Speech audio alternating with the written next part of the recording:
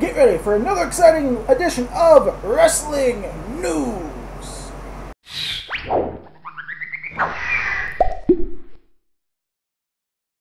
What is up, you guys? The Champ Zombie Viper here, bringing you another weekly edition of Wrestling News, where I bring you the news from wrestling that you might have missed in this past week. Let's just drop right into it. I know I missed last week's, but I got the weekend edition up. Make sure you guys go check that out. Great stuff that comes up on those weekend editions. Make sure you check those out.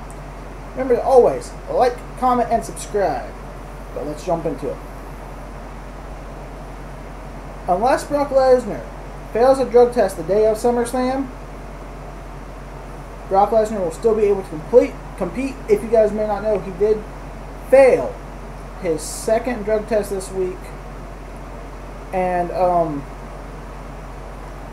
not only that, it did come out and say that if the USADA does suspend him, WWE is not looking to suspend him for any action. But he was supposed to be drafted first for SmackDown Live, and that changed to 8. So him failing the drug test did have something, did go and hurt him a little bit money-wise. But Ryback's contract is up August 8th or October 17th. If you guys did not know, Ryback wasn't in the draft, of course, this past week, and he hasn't been on TV for a while because he's having problems with WWE, and it's not looking like he'll resign.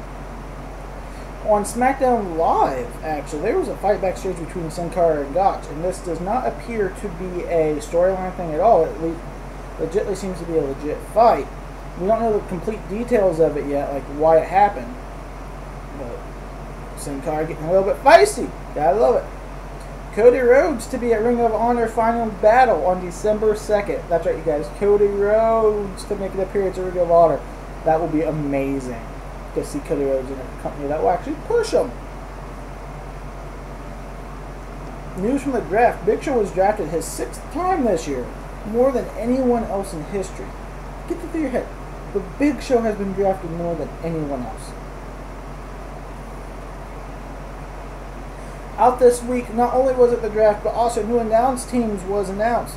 For Monday Night Raw, we'll have Michael Cole, Corey Graves, and Byron Saxton. Whoa, we still got Michael Cole on Raw. Could we move him to the network somewhere?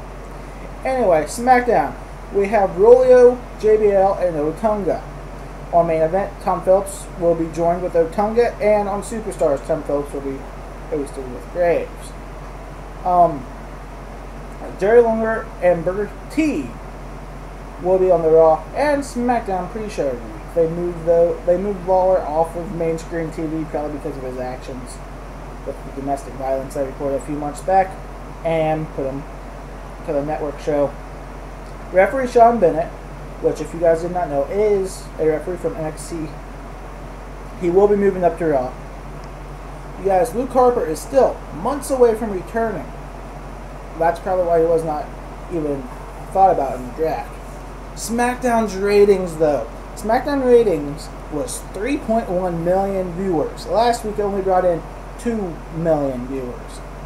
It is the most viewed SmackDown since 2014, and it was tied with Raw's viewers.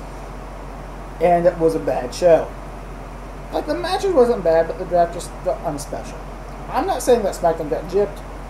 SmackDown will be a great talent-based, but I'm waiting to see what they bring out. More NXT stars are to be called up in the future. Looking about August, September, somewhere out there, more superstars will be called up. Big, great news this time, you guys. Nikki Bella is cleared to begin training again to return to the ring. That's right. She got the okay from her doctor to begin in-ring training. Some news that Paige fans might actually like. Paige deleted Alberto Del Rio from social media? That's what it's looking like. We don't know the full details yet, but as soon as I find out, I will. Paige back on the single train? Some great news, especially if you were worried about the draft. Rhino and Kurt Hawkins are returning to the main roster.